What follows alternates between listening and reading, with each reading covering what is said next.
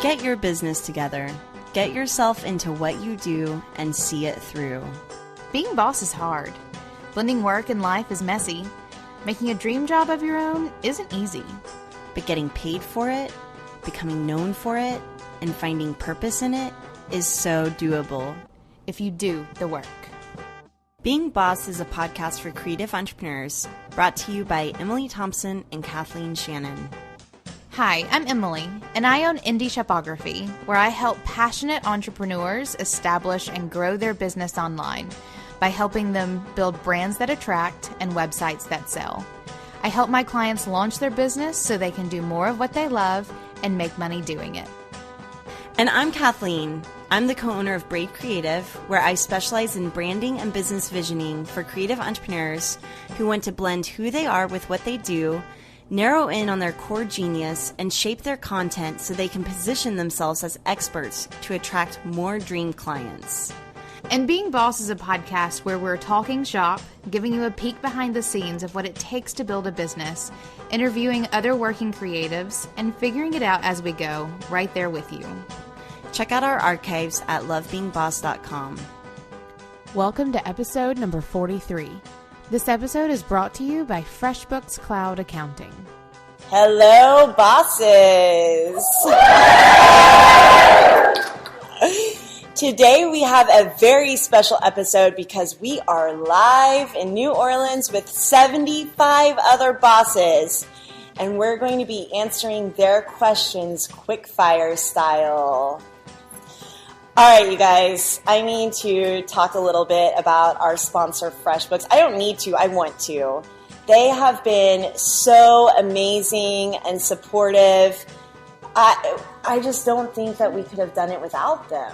They are such a huge factor in why we've been able to do what we've done. And legit, we would have lost a lot of money on New Orleans if they hadn't helped us out a little bit. So big thank you to FreshBooks Cloud Accounting. I think a lot of you are already using them. And yeah, they're good. Yesterday we talked to the CEO, Mike McDermott, on Skype, or actually FaceTime, because we had logistical issues. And it was so inspiring talking to him. I can't wait to get him on the show for a full episode. That's going to happen. So thank you so much to FreshBooks. FreshBooks is easy to use. It's an online cloud accounting system designed specifically for creative entrepreneurs. They are there to help you run your business and make you look like a boss while doing it. Try FreshBooks for free today. Go to freshbooks.com/beingboss and select Being Boss in the How Did You Care About Us section. All right, so Nola. Or New Orleans. Nolans. We're having so much fun. Yeah, I've eaten lots of good food. Dinner last night apparently was pretty epic for everyone, I think. We have to poop. We have to poop right now. I wasn't going to tell you guys, so we were like, There's a hard stop at noon today. Because I have a psychic reading to go to, and Emily has to poop. Aside from the food. What all have we done? We started with the pool party, which was really, really fun on the rooftop. Just chill, like everyone starting to get to know each other. Mm-hmm. Then we had the cocktail party that evening. What? That tiki place was... It was so cute. The lights, I wanted to take those home, and I thought about stealing one. So it's funny because we were in a tiki room with 75 of us girl bosses, and there were like a couple of guys in there. Yeah. And Lauren was like, these guys are going to be like, why are these girls so into each other? But what was really cool, one of the more touching moments that I had at the cocktail party was a fellow boss came up to me and she was like, I've had a couple of drinks, so I just need to tell you, being boss means a lot. What really excited us is that she told us that in the last 7 months, she's made more money than she had in the last 3 years combined. And that made Emily cry. Like, Emily was like, ah! Thanks. No, but it was No. really sweet. And like a big shout out to, again, FreshBooks for buying all of our bosses a drink, and Acuity Scheduling also hooked our bosses up with a drink there. Too loud. That's kidding. Edit that out, Corey. All right. What? And then yesterday we had the master class, which was so much fun. Like, guys, that went way better than I anticipated. Just so you know, I had a ton of fun, and it was super conversational, which I loved more than anything. That it was like a good open group conversation about all kinds of things. We talked about all kinds of things A yesterday. lot of things. Like what? I don't remember. We talked about offerings and clarity of purpose. We talked and about defining your roles, and then we had just a good Q&A session. We talked about like building your team and a little bit about pricing. Yep, some about pricing. It was really fun. Yeah, it was really great. Last night we had dinner in the French Quarter. It apparently is really hard to reserve dinner for 75 people in one place. So that was one of the logistical things that we really had to learn, and that you don't think is a big deal until like you're figuring it out. Right. So we had dinner at 5 different restaurants. We kind of divided and conquered, and had so much fun. I feel like I got to talk to a lot of bosses about their struggles and their victories, and a lot is coming up around woo-woo things and spirituality. Yeah, I had a really good conversation the other night about like intuition and women in business and how we're way more boss at it than men because of that. All right, we have some boy bosses. None of them are here. Right. Which just goes to show. But no, really. We love I love the guys. But there is something about us ladies and our intuition. Right? Makes us better at business, I think, sometimes. What else? Let's see. Afterwards, we walked down to Frenchman Street, which is where a lot of the locals were telling us we needed to go. Like, stay away from Bourbon Street, go to Frenchman Street. It was still wild and fun and full of energy. We went to the art market. There was a girl there selling like these leather harnesses, and I had no less than 8 bosses come up to me, and they're like, "Did you see the leather harness?" I know, Val and I saw it, and we almost just like waited for you. I mean, it was call you, come here now. I got some really fab earrings and a nice. candle I'm gonna take home and make my house smell good. That's the plan. It's fun stuff. Now we're doing the podcast. So I had a nightmare, but right before I woke up, that we were doing our pod. I know it's really boring to talk about your dreams, but I had a dream like this morning. This one's not boring, guys. It's hysterical. We were doing the podcast recording underwater. And the logistics, because I was really nervous about the logistics of just recording in an open room, and I hate it whenever we get feedback about our sound. Right. We know. Anyway, so I was nervous about the sound here, so then doing an underwater podcast. And so Emily had her best friend Mikey come in to help us with some of the tech yesterday. We were doing an underwater podcast, and I was like, "Where's Mikey?" And then Emily was like reading our agenda from 2 months ago, and I was like, "That's not what we're talking about." And anyway, so I guess I had a little anxiety about, I never have those kinds of dreams. I'm like, whatever. Anyway. Now we're doing the podcast. After this, I do have a hard stop at noon because I'm going to go get a tarot card reading and a chakra reading. Good. I look forward to hearing how that goes. You always have the best stories around the woo-woo shit that you do. He's going to come back and tell you something crazy. I can't wait. I think it's a she, and I heard that she's amazing. So good. And then tonight we're doing a ghost tour. Yes, this is the thing that I'm most excited for. As many times as I've been here, it's always on my list. I've never done it. I hope we see something insane. Some of our bosses are legit scared of ghosts. There are some sincere fears of ghosts in this room. It is hysterical to me. Really, really funny. Do you believe in ghosts? I do a little bit. So, funny story. My grandmother is one of those really crazy people who like can feel ghosts a little bit, and I've never seen it firsthand. I don't really know if I believe it, but it's my grandmother. Of course I believe it a little bit. So I think a little, I think there's some like retained energy in places. I don't want to say I know at all what it is, but yeah. Yesterday in our master class, we were talking about, like, who do you want to be whenever you're 60? I want to be the grandma that makes everyone think that I believe in ghosts. I know, right? And but, like, I have legitimacy now because I'm old. Yeah, I think my grandmother, on some level, probably just makes her a little more formidable. Like, you don't mess with my grandmother. She's, like, Southern badass. Like, the evil eye is a real thing. Real thing. All right, so let's get into the questions Yes. because we're not going to try and make this a 2-hour podcast, but it might turn into that. We got a lot of questions in our Facebook group from our Nola bosses, but if you guys have any questions on the fly for sake of editing, if you want to shoot them to us via GroupMe, I will have my phone up here.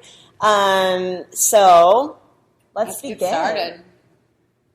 First question, and I'm not going to name names because a lot of people had questions, and that way you guys can ask something, I don't know, whatever.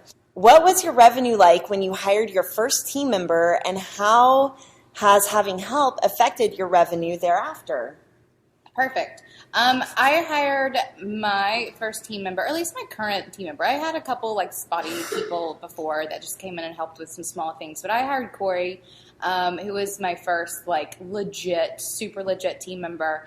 At a time when my business was supporting me, so it was making enough revenue that, like, I was comfortable where I was, but not quite to the point where I could really monetarily justify actually having a team member. I just absolutely had to have a team member because I could not make any more money without someone there to help me make more money. And so with Corey, for example, like, I web design development, I was at a place in my business where I was spending more time working on, like, client maintenance, so, like, old client stuff, and I couldn't work with new clients because I was still taking care of all the old clients. So I was able to have him come in and take over a lot of that, like, hourly just sort of maintenance stuff that comes up after a website launches so that I could then work on new clients.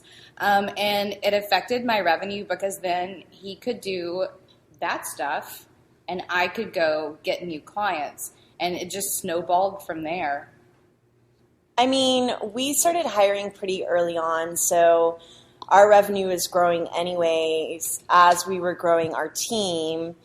But I will say I'm actually going to change my answer to this question a little bit and just say, because I think one of the questions is when do you know to hire? So that's kind of what I'm going to answer.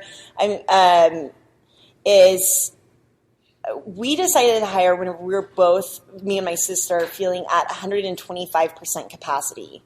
So it's just enough where you're feeling the pain, but you can still manage it yourself. And knowing, like, what does 125% feel like takes some probably self-awareness. All right.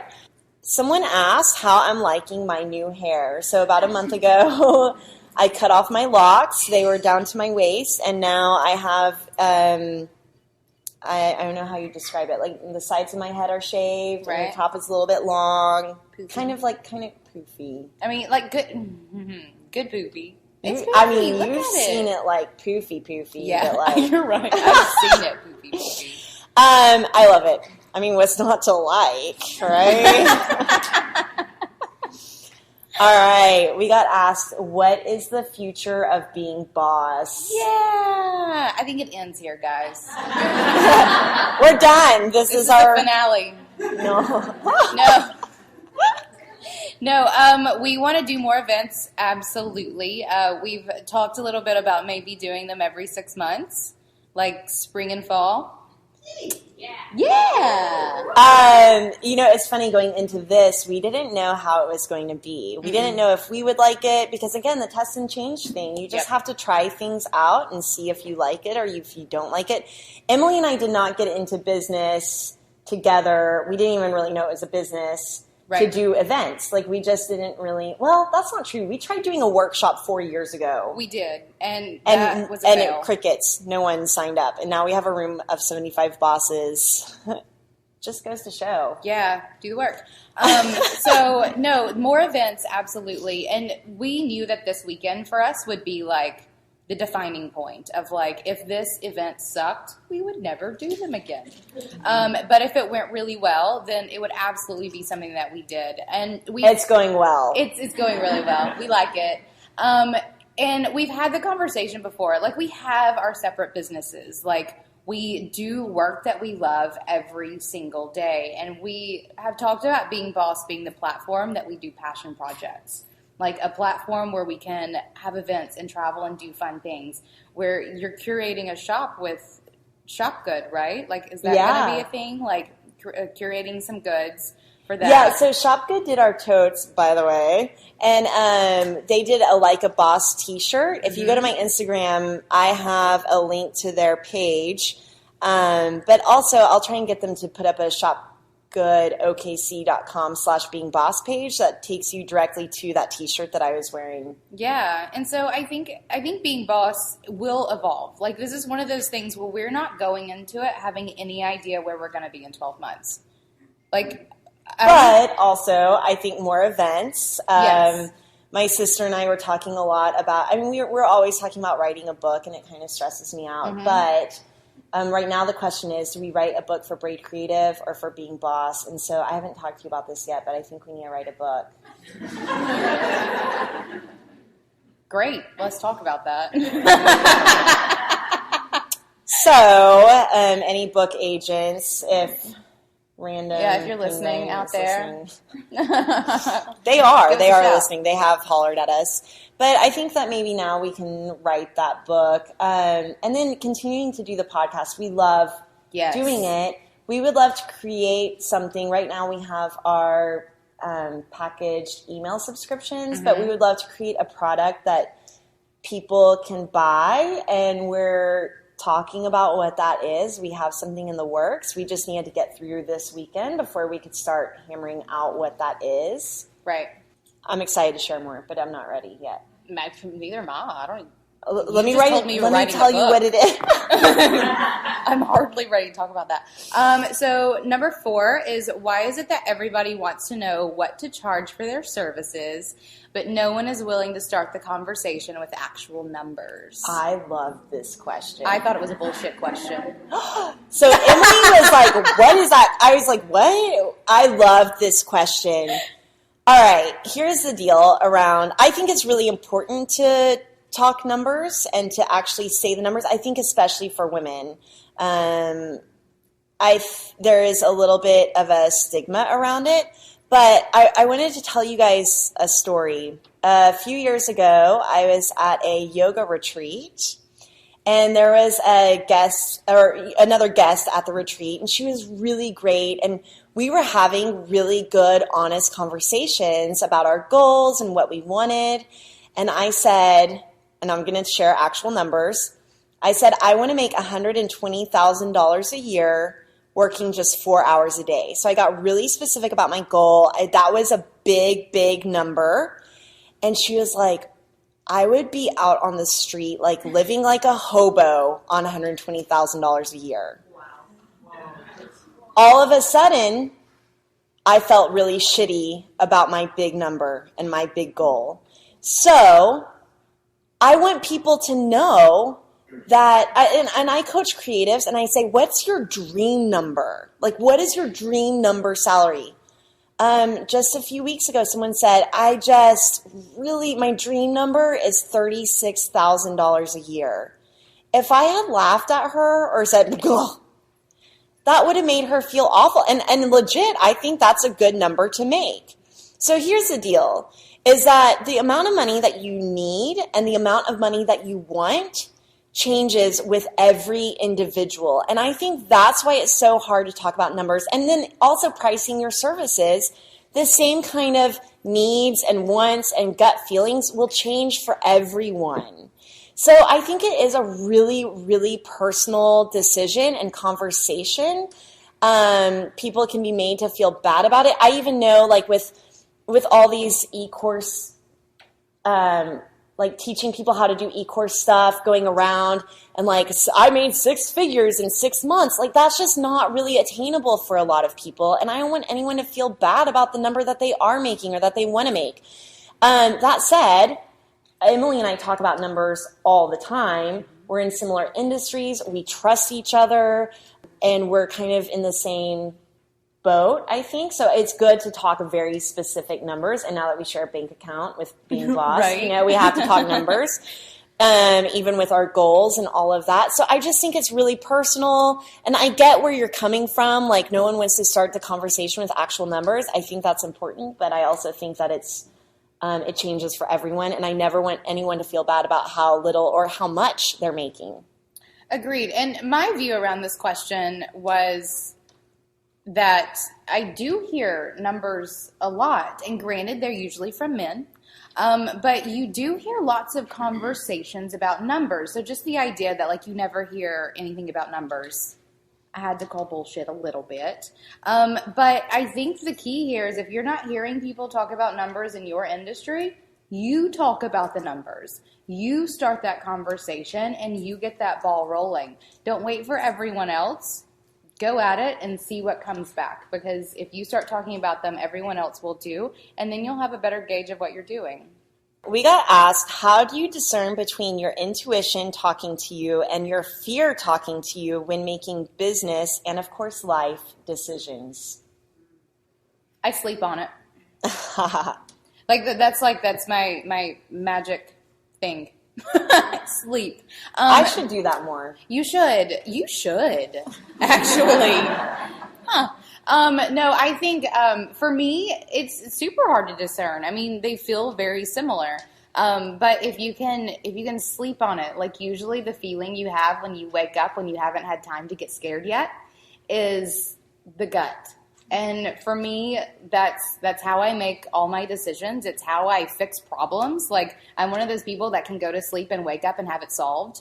And like, that's how I code websites a lot of times, is like if I get into a coding like block and I can't figure out how to make something work, I leave it and I go to sleep and I wake up and it's solved. So for me, sleeping on it is how I do it. I think that gut check you do first thing in the morning before you have time to overthink things is a pretty magical place. My heart just stopped because I was like, are we recording? This happens every episode. Every single episode. I was like, oh my God, we're not recording. And really, if it's not her, it's me. Like, one of us has that moment where we go, make sure we actually hit recording. It's recording. I see it. It's like, you know that feeling whenever you know that you've left your purse somewhere? That, like, you know, it's exactly that feeling. Okay, so, sorry, intuition and fear. I've learned, I recently just had a failure, and everyone's like, no, it was a learning experience. No, it was a failure. No, it was a learning experience. I learned that from that I can ask myself, if this fails, was it worth trying? I went into this project, if I had known that it was going to fail, it would not have been worth trying, because I was doing it because I wanted the money. I like the people involved, but I was comparing it to like a one-night stand. Like, I've learned that I'm not very good at doing it if I don't love someone. Maybe we should edit. Sorry, Corey. Maybe we should edit this part out. No, don't. Continue. That was funny. So that's just me. If you can, you know, whatever, no judgment. But for me, and I kind of like hated that about myself. Like, I want to be, you know, wild, whatever. But I've learned the same thing about business. Like, if I don't love it, if my heart is not in it, it's not going to be good. So this podcast, for example, whenever Emily approached me to do it, if it failed, yeah, it's worth trying. Like, still, if it crashes and burns somehow, I don't see that, but don't say that out loud. So it's kind of like that whole, like, what's the phrase? If you love and lose, what? Here we go with our Okay. Here's what it is. It's better to have loved and lost than to have never loved at all. Yay! That's because I had like a room of 75 people mentally sending the phrase to me. Thanks, you guys. But also, I just started reading Big Magic. I'm literally like 4 pages in. So I think that's a really great book to read for intuition and fear and all of that. So check that out.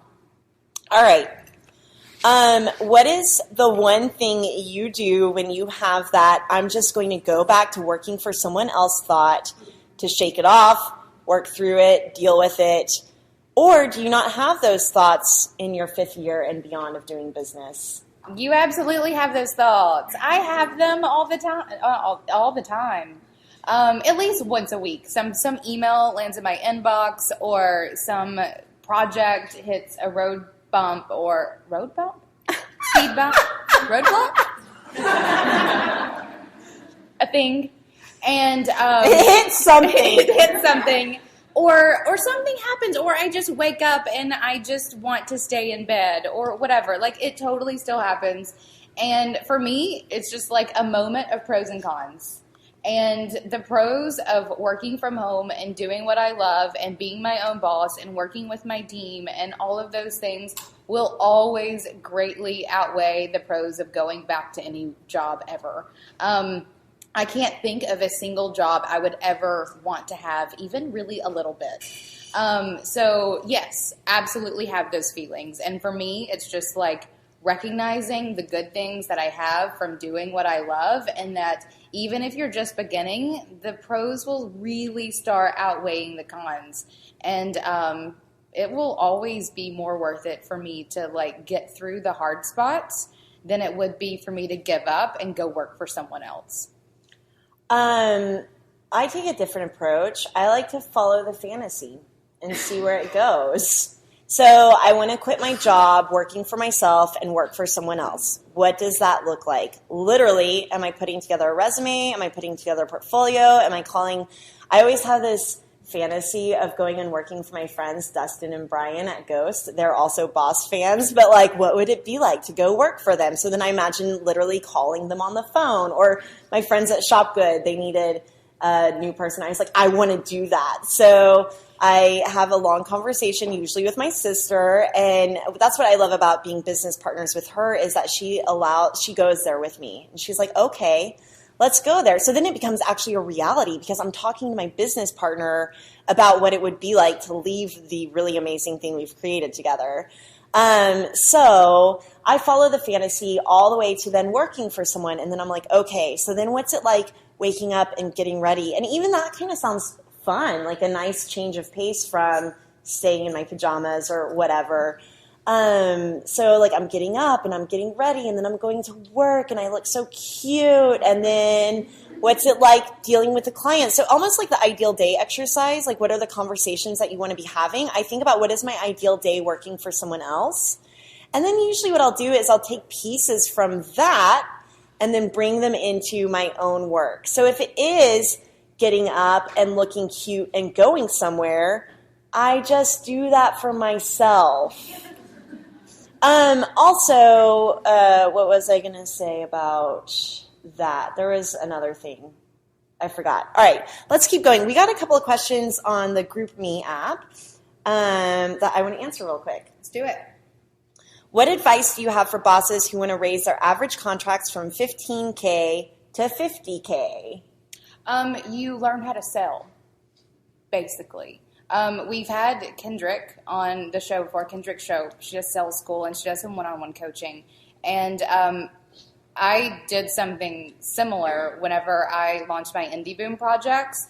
And you have the skills, like if you are in a place where you're even considering raising your contract prices that much, it's because you have the chops.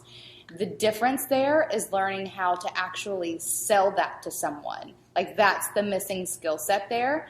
And so learning how to sell, learning how to break down your benefits and explain those to a client, that's how you make that jump. And I'm going to approach this from a more energetic space, which is I think that you have to have the capacity to handle a $50,000 job.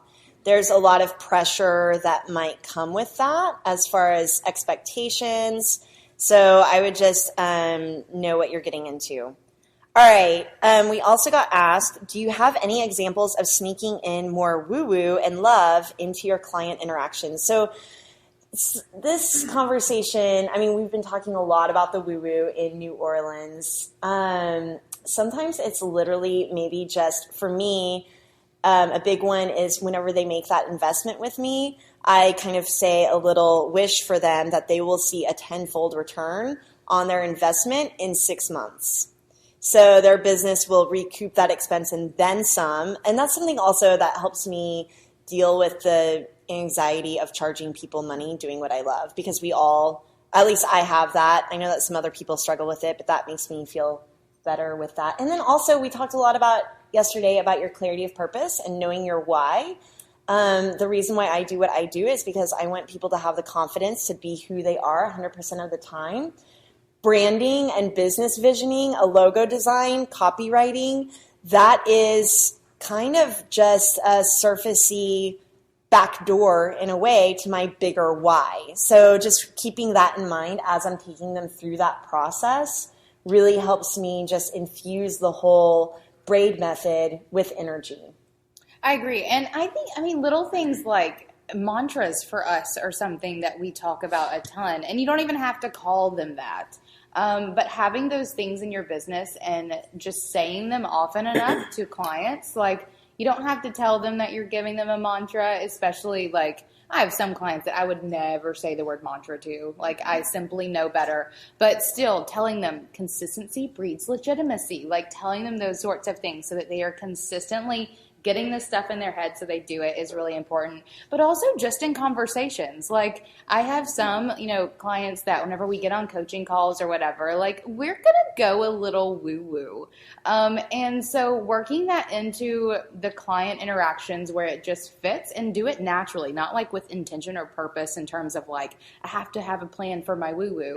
It doesn't have to be that intentional. Yeah, I mean, sometimes it's just being a person. Like, just be a person, be who you are, and if it's a little woo-woo, then it will be interjected. It's fine. All right. Agreed.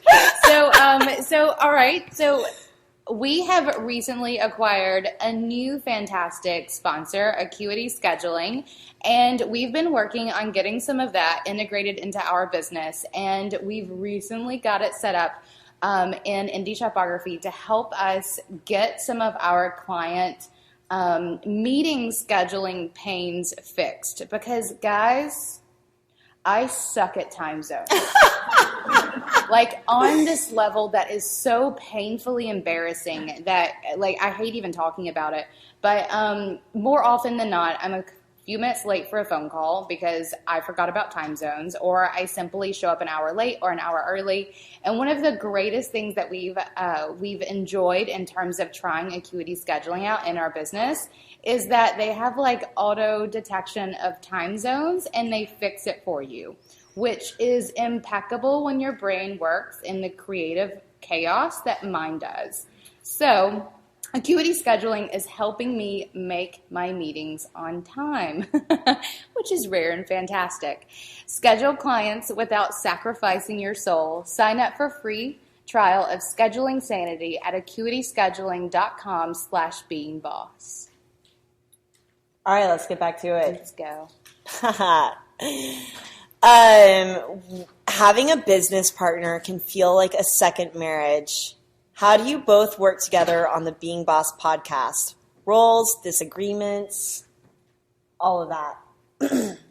Well, what we talked about. I mean, yeah, hard conversations. Can we do like joint blog posts about hard conversations, or like a huge podcast about simply how to do it? Let's give specific examples of a hard conversation we had. I think roles was a big one. And we talked about this a little bit yesterday in terms of like in roles, whenever we sat down and decided to start the podcast, it started with, I don't want to do this. You didn't want to do something else. So you weren't going to do website. I was not going to do branding. I was not going to pick out the music. That was not going to be something that I did. I was not going to be editing the podcast. Right. So we had conversations about what we were not going to do, and that turned into what was left. We divided it up, and that became our roles. So it was a conversation that we had about what we didn't want to do, and it turned into what we were going to do to make this work. I had also been working with Emily for a few years, professionally. So because our businesses were Complementary. complementary, and because we worked on a lot of the same clients, we kind of already had a shorthand of what our style was like. We knew that we were really aligned in a lot of our points of views, but then I think had enough differences that it would make for interesting conversation.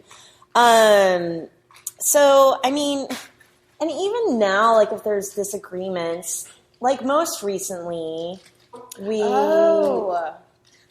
Right? Oh, why not? I mean, well, what were you going to say? What were you going to Well, say? I mean, it wasn't a disagreement, but it was kind of an awkward conversation around money. Yeah. And basically reimbursing our teams. Okay, so like we pay for, okay, so just to give you a little background on how Being Boss is set up, well, this goes into another question. Anyway, so this kind of answers another question, but Emily and I started Being Boss with no intention of it being anything more than a side hustle. I mean, we weren't like, let's make a ton of money. We just really wanted to have another platform for sharing.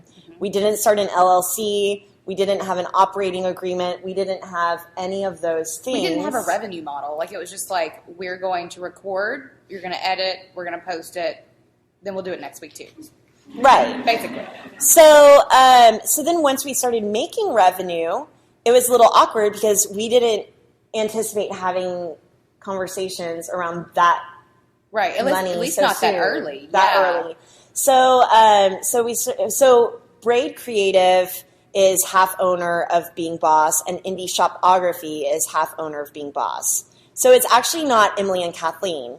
It's Emily and David, her partner, and Kathleen and Tara, which is my sister and business partner. A lot of people don't know that, but that's how it really works behind the scenes too. So then that was a conversation alone. Like, is it just Emily and Kathleen, or is it our businesses? And that was a conversation we had to have now with 4 personalities. And then we recently had a conversation because Emily's team is doing the editing, and Chris is doing a lot of coordinating this and emailing, and Caitlin is doing show notes and all sorts of stuff. So our individual teams are paying our people. So then recently we were like, well, maybe we should reimburse for the time spent on Being Boss. And Emily's was a little bit higher because she has more people on her team working on the show than I do on mine. And so I was like, wow, but it feels like a big difference. And so I literally called up David and just had a conversation with him. I was like, hey, I'm just gut checking this, and I just want to talk to you about it out loud. One, that was nice because I wasn't having to talk directly to Emily about it. I love that, by the way. Whenever you called him and I saw your name, I was like, just go in there and talk. Like, just the fact that it didn't have to go through me. Like, it was a conversation that was, because it's 4 of us. Yeah. And because you were so okay with just calling David and talking about it and not having to go through me, I was like, high five. So, but then also we've had Tara and David have conversations so that Emily and I can focus on just our feel-good feelings, and they can worry about the money. So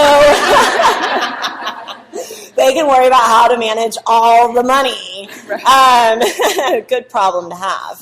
So anyway, we do have disagreements. I think it's because we establish talking early and often about the things that we like and don't like. Right. Well, it's not even easy. disagreements. Like, it's just things we haven't talked about yet. Like, there are usually, it's not like we talk about things and we're like, man, I disagree.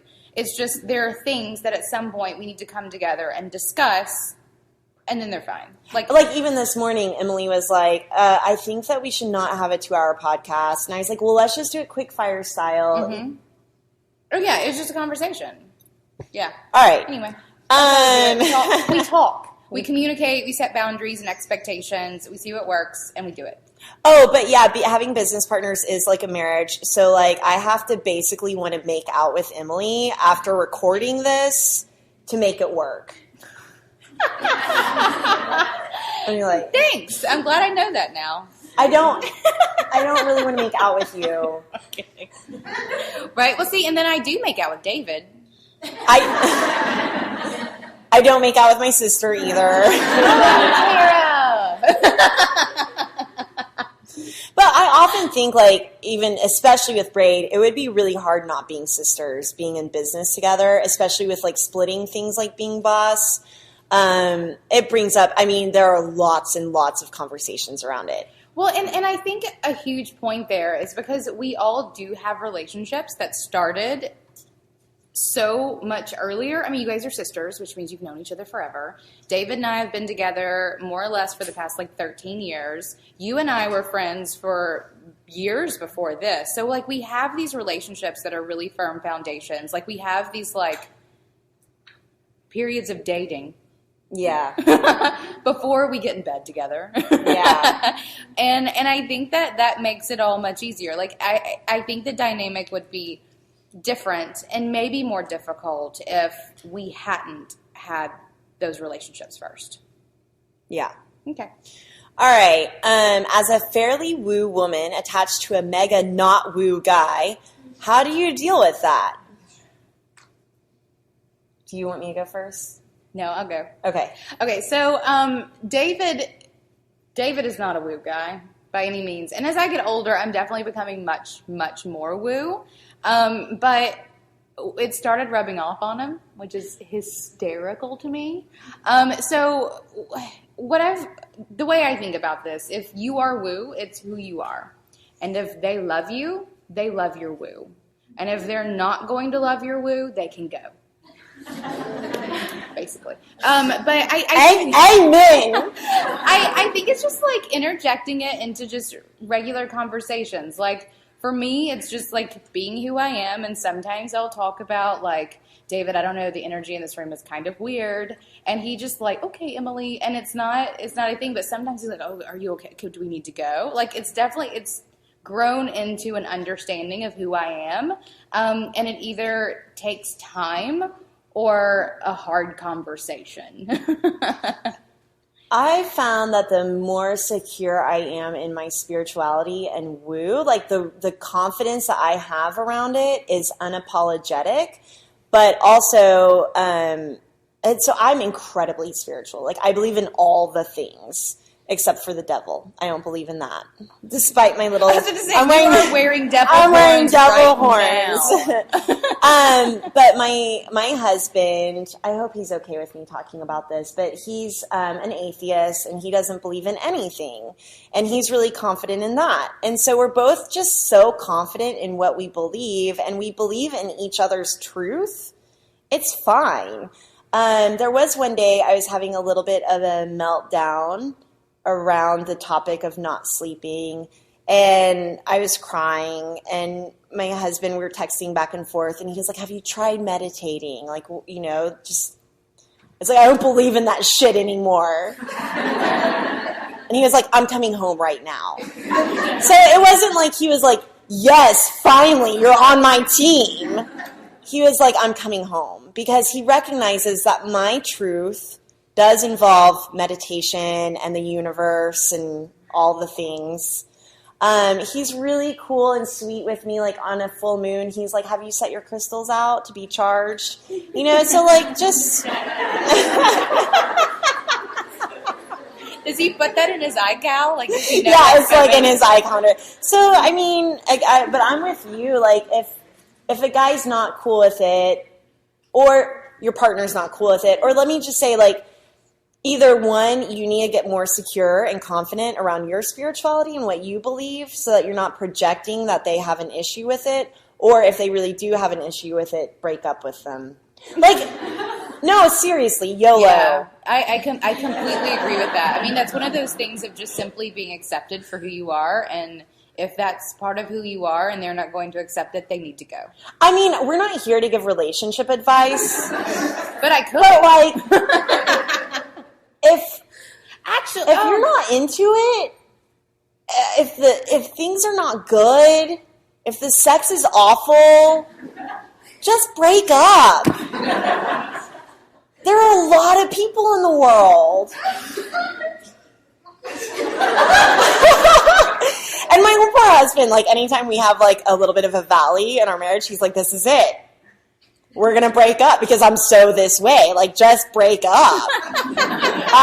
So that said, we've had some valleys and we've come back up on the high side. And that's actually been really cool, like to actually see it through a little bit and to know that there is like this in a relationship sometimes, but it's not like this. Okay, I'm making big hand motions of like valleys and peaks. It's not like, way lows or constantly low, but he could be here. No, just break up. And next. All right. Sorry. Now I feel this is the stuff that I get vulnerability hangovers about on the podcast. Like, I'm like, I should not have said that. She'll text me later. I'll like, take that out, but now I have 75 witnesses to me saying, just break up. All right. I'd like to know what efforts you do to keep your teams happy, motivated, and doing the best work they can do, even though it isn't their company. Where do you find inspiration to inspire your team when you're completely stressed, and to whom you delegate the most work? Emily's getting a call on her Apple Watch. I am, and I have no idea who it is. It's fine. Answer the question, Kathleen. Okay. So I felt really awkward around this because one of our first hires was my best friend. It's like a total no-no. We call her the third sister. We love Liz so much. And so sometimes I feel bad because I'm balancing the lines of being a boss and being a best friend. And it feels like a little bit more of a balance. I have a lot of practice with it because of working with my sister. But I think recognizing that not everyone wants to be their own boss is huge. Liz loves having a boss. She loves that I take care of her. She loves that she's about to have a baby, that I can say, okay, one thing that I do for her, I'm giving her the same maternity leave that that I gave myself. So not a lot of corporations offer 8 weeks paid maternity. We're doing that. So I make sure to take care of my team, but also recognizing that they need guidance. So they're not children, they're not dogs, but like children and dogs, like they like to have a pack leader. I did not know where you were going to go with that line. They like to have a pack leader. Like, it makes them feel reassured. Yes. They're not, is that? No, that's part. That could have went anywhere. No, I agree with that. That has probably been the biggest struggle with me because I've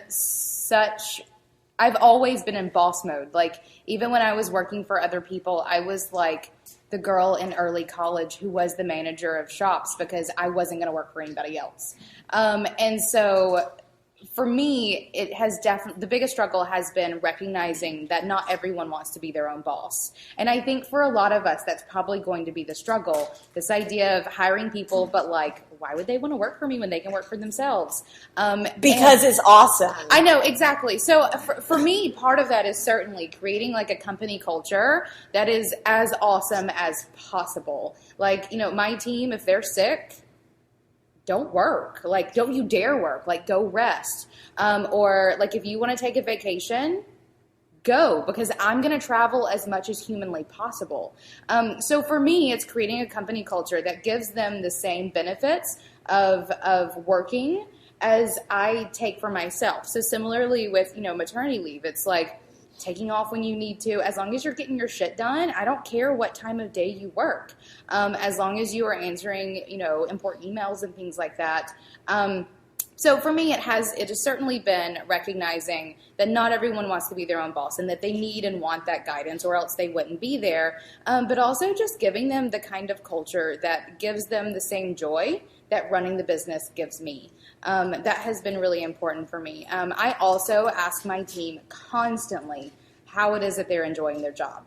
Like, do you like the roles that you're in? Do you like how things are evolving? What things do you not like doing? In which case, do we need to find someone to do them for you? What things do you want to learn? Like, this is a conversation I have with my team once a quarter, and it's not a planned conversation. It's something where we're on Skype. Like, recently, Corey was developing a website, and he had worked a lot of hours to get it done.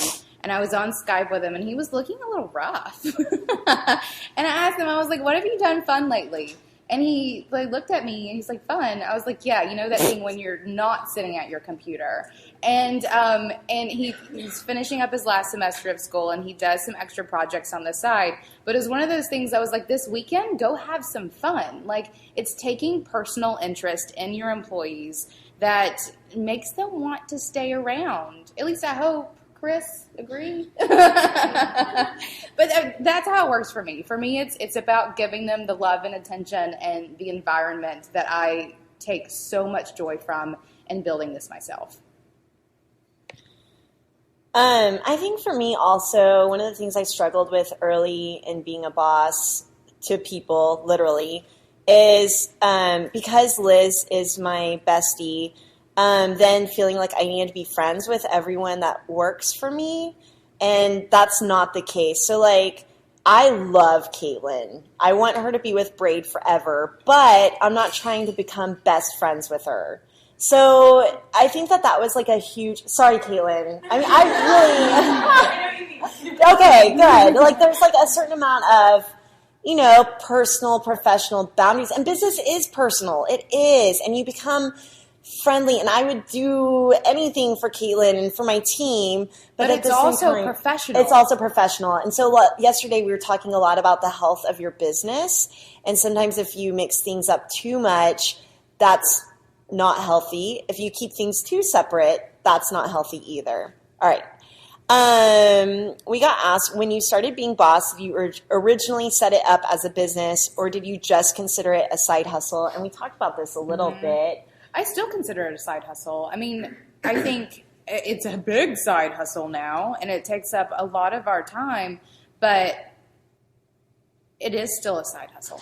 So. But, like, we're doing things on this trip, like collecting receipts for David, and there's a lot of... He'll get mad. There's some tax stuff. We're hiring a lawyer to work with our individual businesses, but then work with being boss. So, yeah.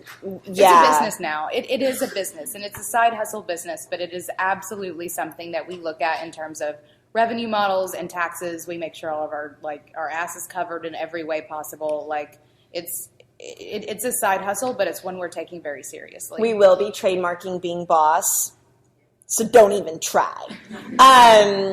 Earlier this year... Wait, can we say that?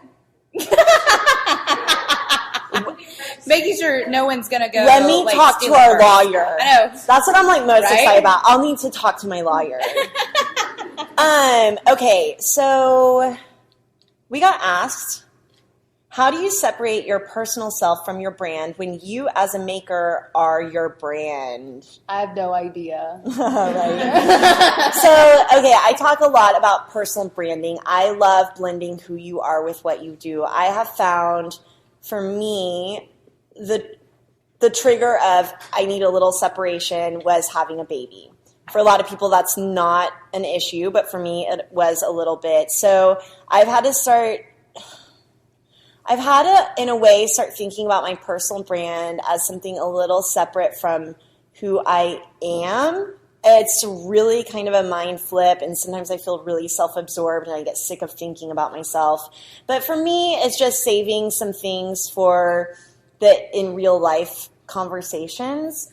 Again, who I am on the podcast and in the blog post is who I really am.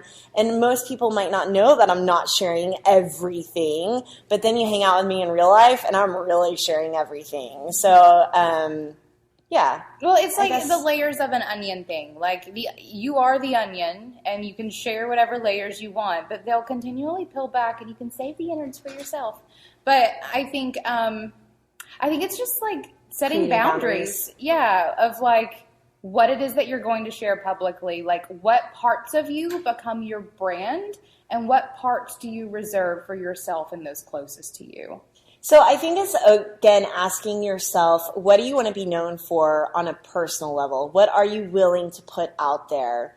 What can people rely on every single time? And then I think that there's, the saving some stuff, but or maybe not. Like maybe you're all about putting it all out there. I think that this issue is really hard whenever you're growing and then you expect that you have to do all the work. So as a maker, that you literally have to be hammering out all the jewelry yourself because your personal brand is attached to it. That's where it gets tricky, but that's just growing pains. And I also want to point out the idea or the fact that we're building businesses on the internet. So what you share will be there forever. There's a blog post where Kathleen talked about her period. That will be there forever, which I love. We can talk about it right now. Yeah? No. I was going to say, are we going there? We're not going there.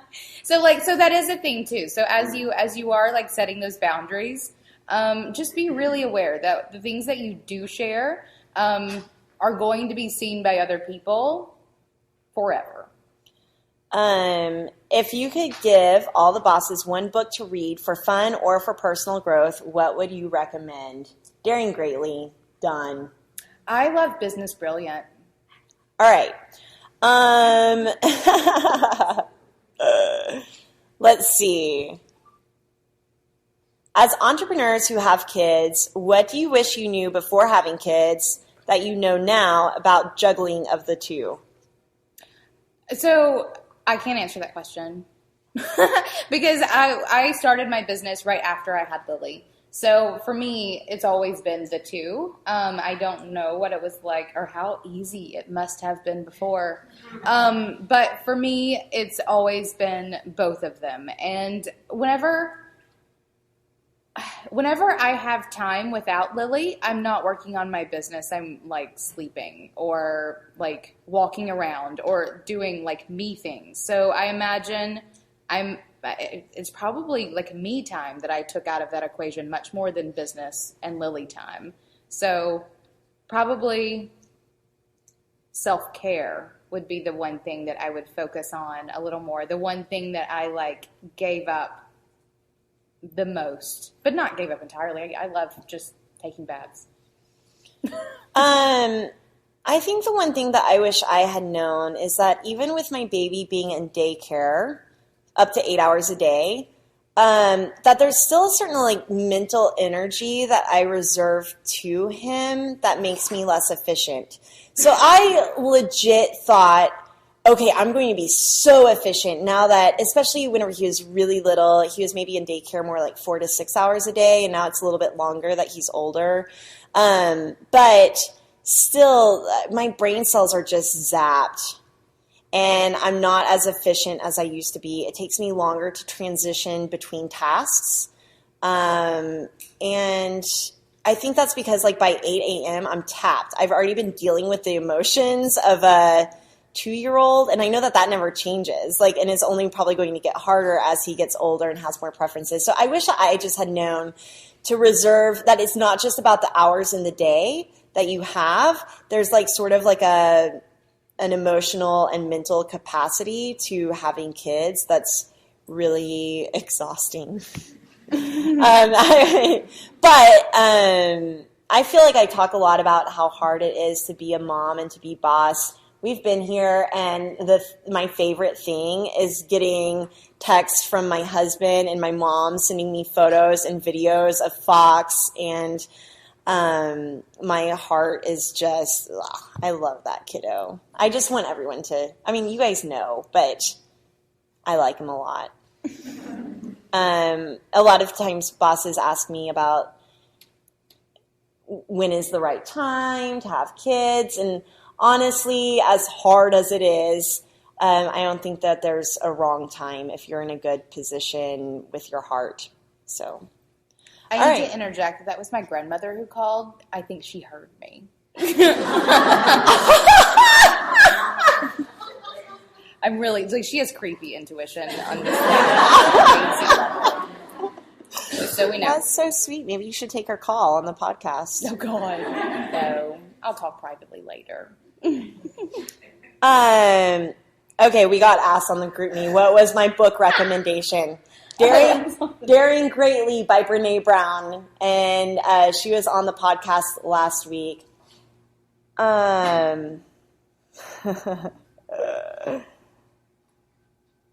Sorry, I'm reading some questions. Edit this space out, Corey. Poor Corey. He hears like some of the most obscene stories. He's like, you guys, this is too embarrassing. Can you please stop talking about that stuff after you record the podcast? No, he loves it. I'm pretty sure he's probably keeping a separate file somewhere. Oh my God. Like, rolled over our head. One time I left the QuickTime running for 24 hours. He was mad. I didn't know how to like just jump into GarageBand and edit it down to like the hour. Right. I was like, please don't listen to anything else. It crashed his computer. It was so big. That's what she said.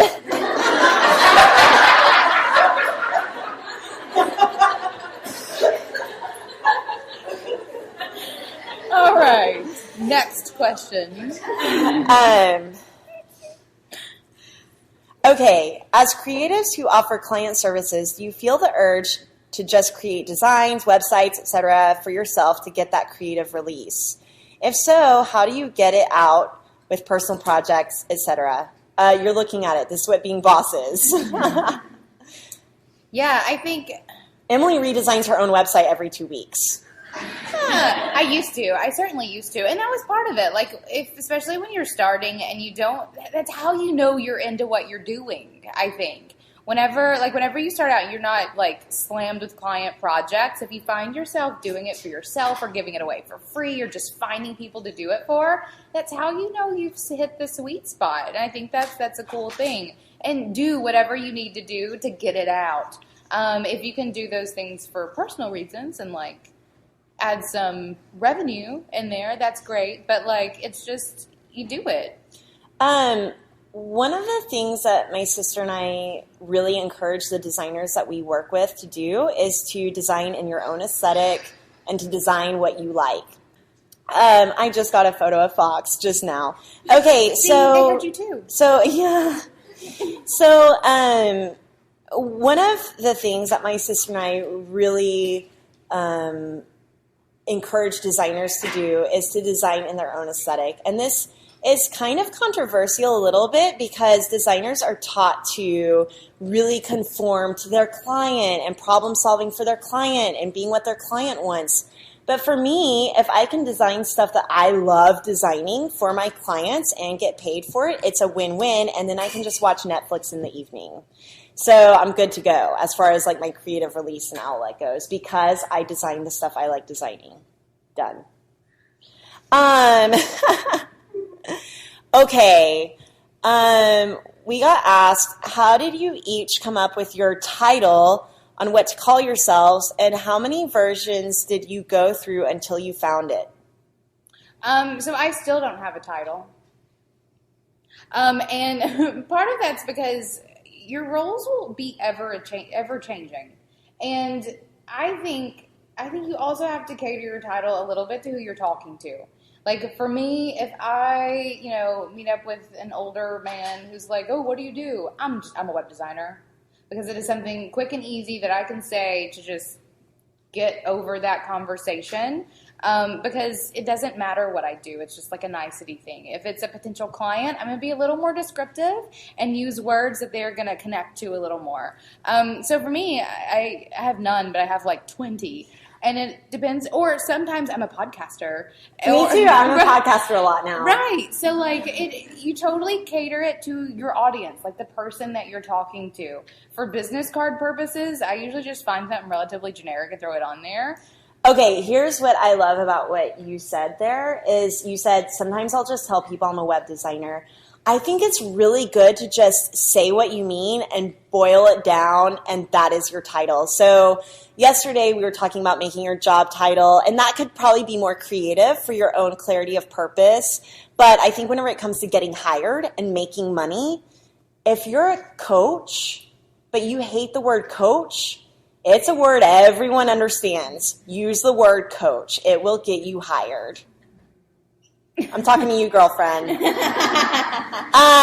So we preach getting really say what you mean whenever it comes to talking about what you do.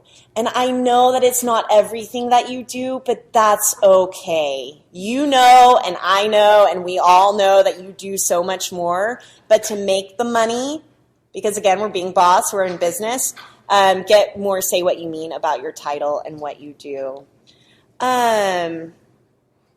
Okay, we have time. I mean, I think we can keep going. Yeah, let's go. If people don't like that it's a longer podcast, they can stop listening. True that. Worst business decision you ever made, and then the best for contrast.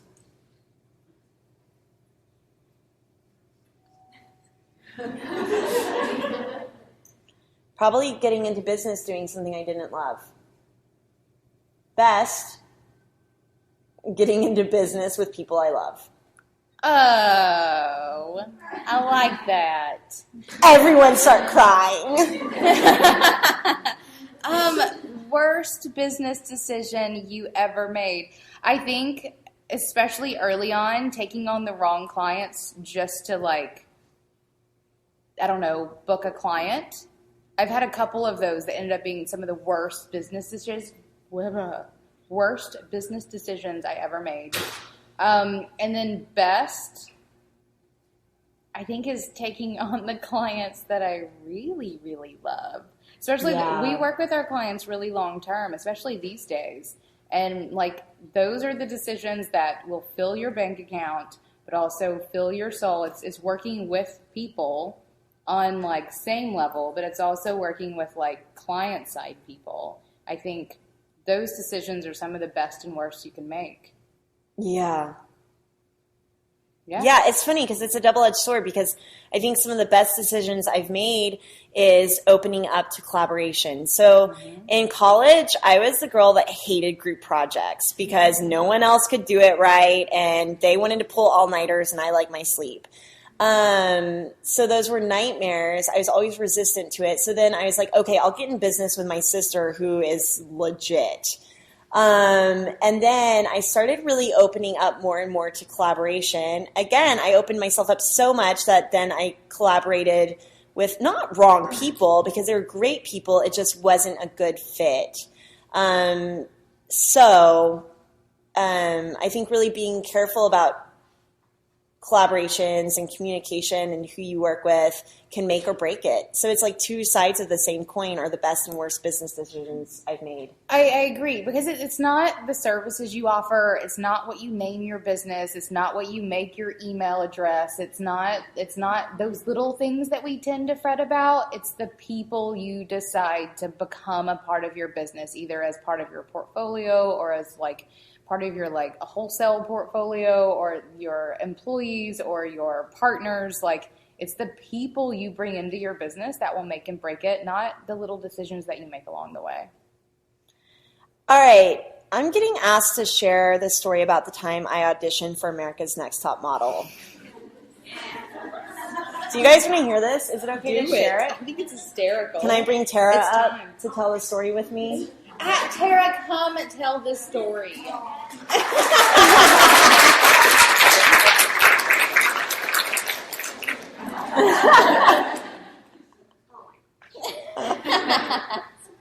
It's a really good story. Okay, first of all, you stole my jacket from the room. This is my jacket. I know. Were you like, that looks good? Yes. I thought so too. I was like, can I have this? I actually almost brought it down this morning for you to wear because I knew it was cold in here. And then partner with your sister. She'll bring you a jacket when you're cold. Okay. Okay, we can get in the mindset to think about this day. And we can go back and forth, but basically, let's say, I think I was about 21 or 22, and it was cycle 6 of America's Next Top Model. So this was at the very beginning of reality shows, like maybe MTV's, what is that show called? The Real World? The Real World. Oh my God. No, this is way past then. Okay, so it was past then. Yeah, but it was like... But it was still at the height of, like, there wasn't a reality show for everything. Correct. So cycle 6 of America's Next Top Model, I loved the show. I was a big fan. I love Tyra and the smizing and the girls crying about cutting off their hair. And I'm like, what's the deal? I would cut off my hair in a minute. I would jump out of a plane in a minute. Like all those things, I could do this. So I was about 21 or 22. I was working at an alt weekly, so like an alternative newspaper. Mm-hmm. Every week a new paper came out. I was actually working with Tara's husband. We're so like wrong about crossing over. So anyway, there was a lot of ads in the paper about auditioning for America's Next Top Model. Everyone I worked with was like, oh my God, Kathleen, you have to do it. So I did it. I mean, that's a story you can tell yourself. I mean, like your whole life are like, why am I not that girl? Why am I not on TV? Why am I not in the bar in Coyote Ugly? And I'm like, why am I not Jim Henson? Like, why am I not a Muppet or a Gelfling?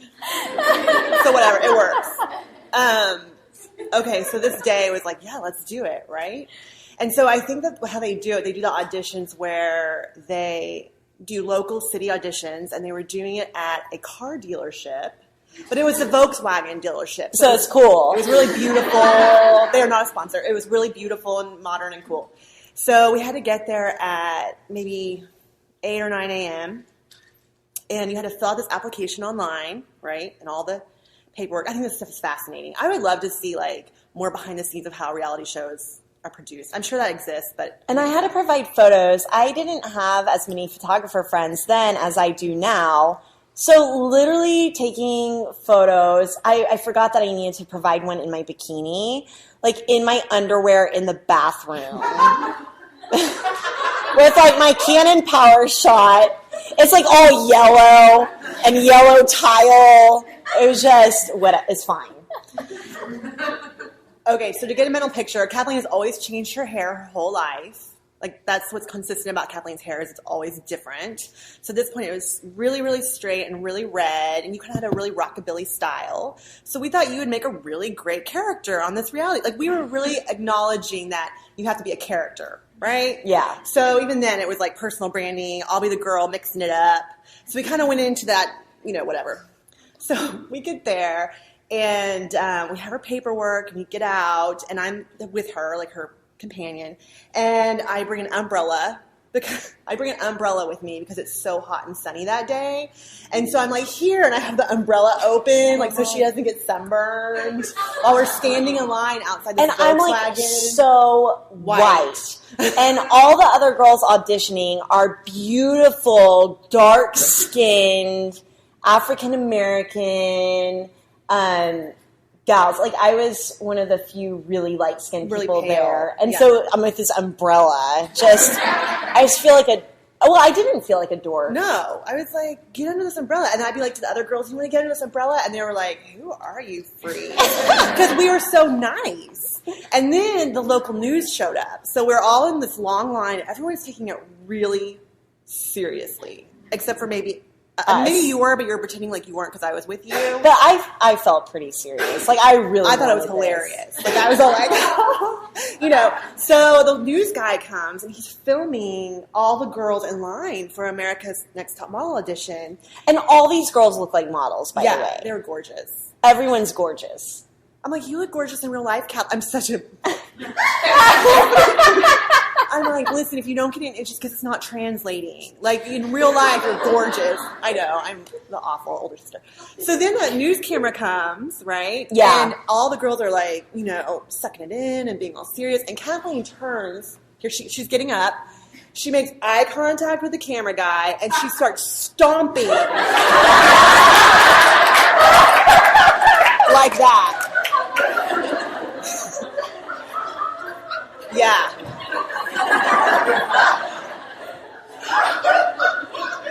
She starts stomp walking out towards the cameraman who's eating it up, and all the other girls immediately hate her guts. Like, what are you doing? Then we decide to turn to the girl behind us and be like, hey, Kathleen's like, do you want to have a fake fight? Like, in line? And she goes, oh, girl, if I'm fighting you, I'm fighting you. And we're like, sorry, never mind. I take it back. That's the end of my story because then you went into the room.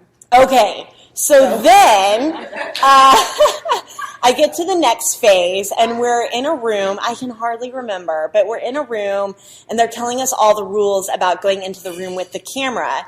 And you're going to be standing there for 20 seconds, and then turn to the side, and then the other side. And I started really getting worried about how much I weighed, because, like, I'm thin, but I'm not model thin. I probably could have lost, like, 20 or 30 pounds before auditioning for this thing. And I was worrying about, like, how symmetrical my face was. But it was fine. I was still being kind of funny. And so they wanted to hear personal stories. And I literally went skydiving the week before just so I could talk about it for this audition.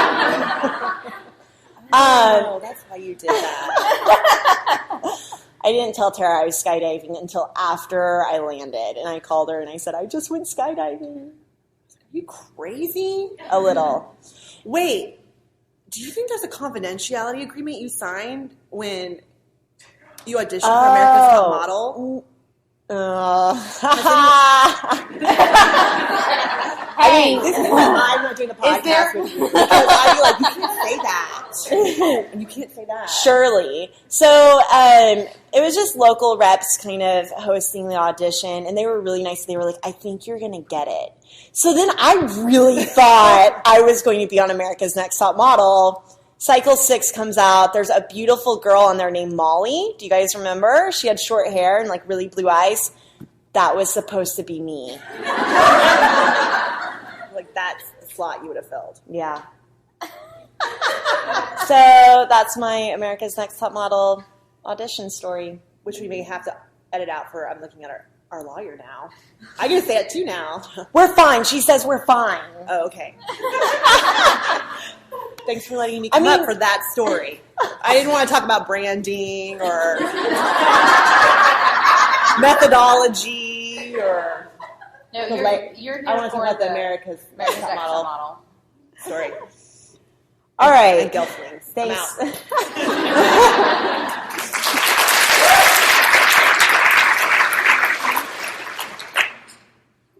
All right, we have a couple more questions, and they're really good. You guys are asking really good questions, so do it. Again, it might be a little longer podcast. We have a hard stop at noon so that we can poop and go see psychics. But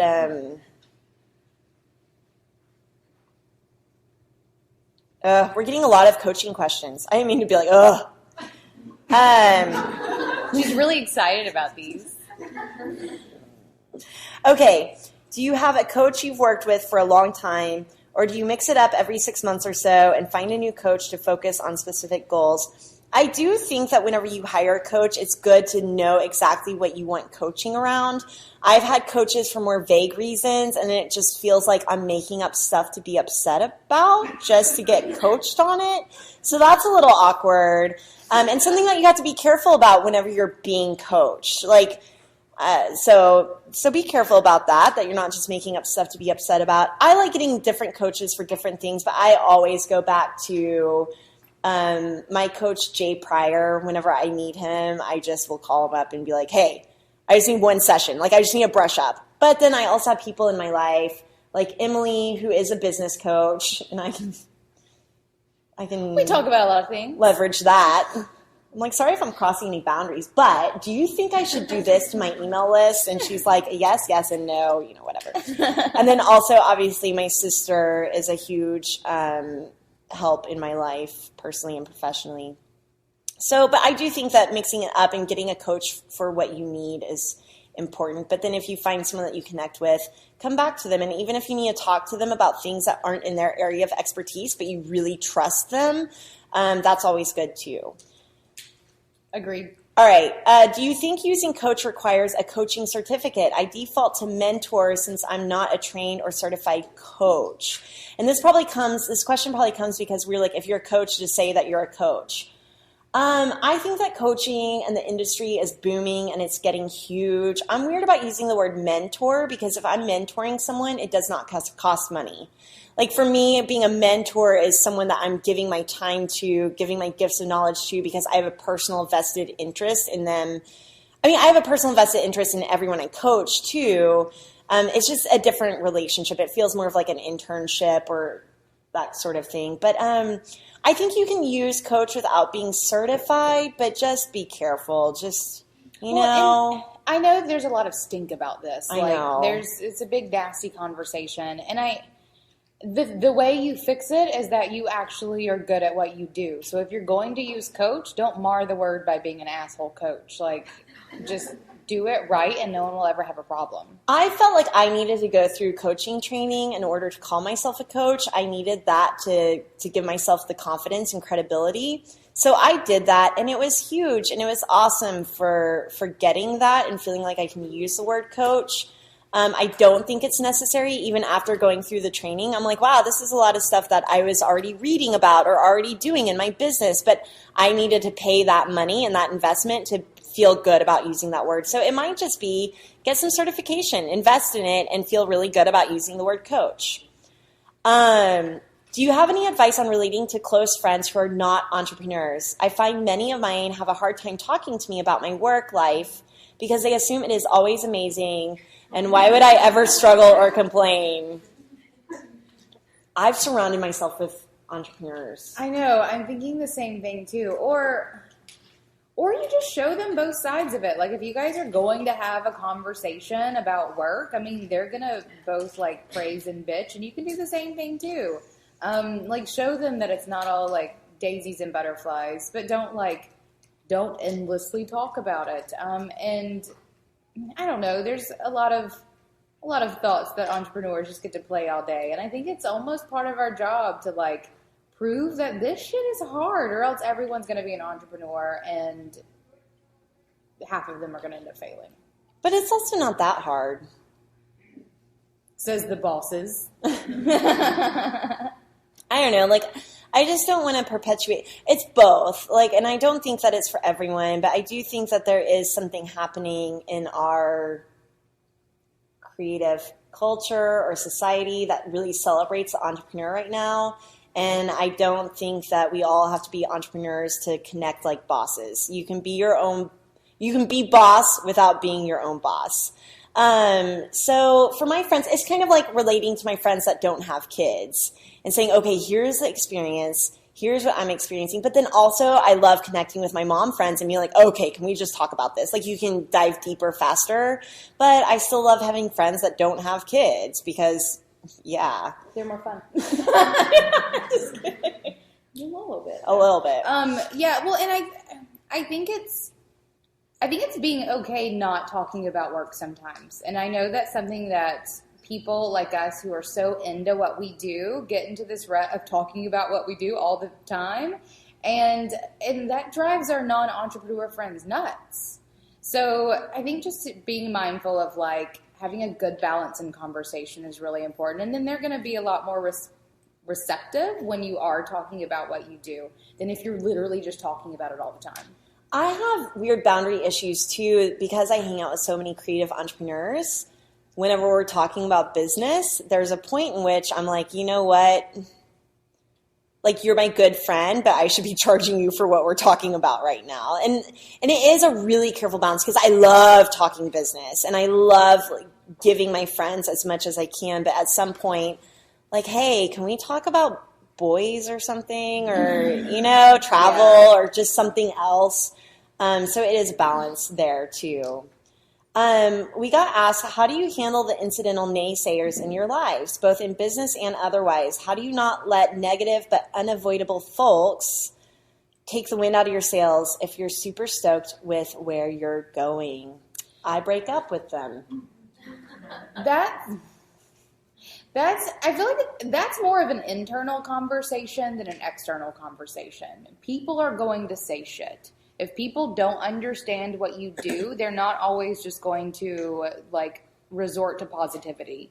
And if you get the negative stuff, deal with it within you. I mean, I'm a web designer, which In the South, where I'm from, is not understood by any means. And most people, like, whenever I tell them what I do, they look at me with a little bit of pity and concern and a sweet little Southern smile on their face. But, like, it's something that I had to learn to completely and utterly get over. And it's not a conversation you have with them. It's a conversation you have with yourself. And I think that, like, you just get over it. Because if you let that bog you down, you will never make the next steps to make what you do legitimate to them as well as yourself. Yeah, again, I think it's a confidence issue. So I really don't have very many naysayers. Tara and I joke that our dad is often like, hey, if this braid thing doesn't work out, you guys should do like Halloween costumes for a living because that's so much more lucrative than... Well, what about now that you are a podcaster? Oh, yeah, no, people are like, what? I think, okay, here's what I get. I think that people assume that I don't make any money. So whenever I'm out, maybe to a, not networking event, but like maybe a social event with my husband, and they ask us what we do, I'll say I'm a creative entrepreneur, I do branding and business visioning, or I'm a podcaster, whatever the title is that day, or who I'm talking to. And then they ask my husband, and he says, oh, I'm an electrical engineer, I do software engineering. And they're like, oh, well, that's good that, like, you can pay the bills to him. And then he's like, actually, my wife makes almost twice as much money as I do. So, see ya. No, it's really not.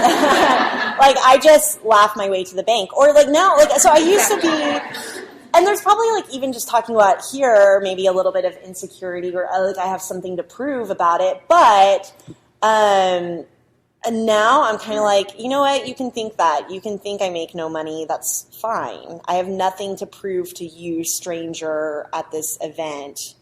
Right. Or family. And that is a total... And family, too. I mean, yeah. But it's also the same. It's an internal conversation. You work hard, you prove them wrong.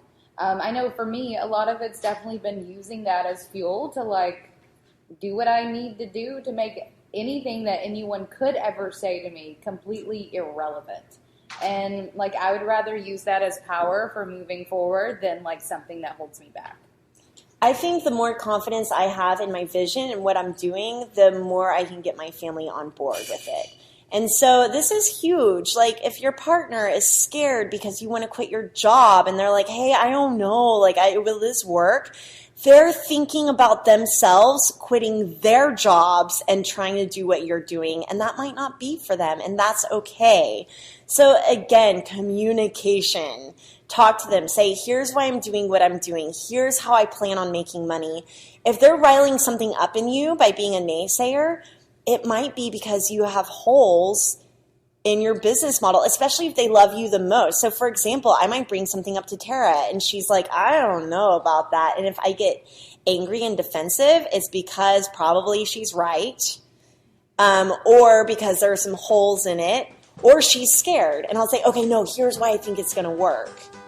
So, again, just having those conversations. And then either she's on board, and she's like, yeah, okay, let's do it. Or she's like, I still don't know about that, but we can try. And then it fails, and it's not a big deal. We move through it. So, all right. Thank you guys so much for joining us in New Orleans. This weekend has been just above and beyond anything we could have ever expected or wished for. Our minds and hearts are just blown way wide open, and we are hoping to maybe do 2 events a year. So maybe in the spring and the fall. It might be a little bit ambitious. We're experimenting with what that might look like. So any of you listening, if you want to come on a vacation with us, we're going to have more in the future. All right. Thanks. Do the work. Be boss. Thank you for listening to Being Boss. Find show notes for this episode at lovebeingboss.com. Listen to past episodes and subscribe to new episodes on our website, on iTunes, SoundCloud, or Stitcher. Did you like this episode?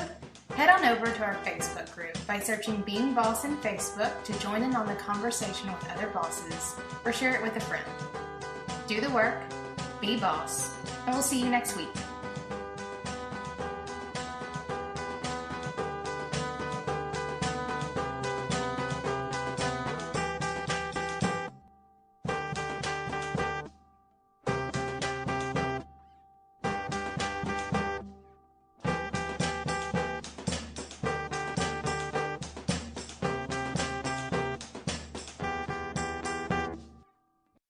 Can you repeat your question? Was it how do you get inspired after you've lost your motivation boner?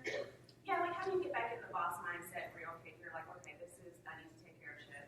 I think for Emily and I, like even if we don't have a motivation boner, we still have to. Right. You choose. I think the way we do what? All right. You just gotta get in there and do it, and just trust that it's gonna feel good once you start.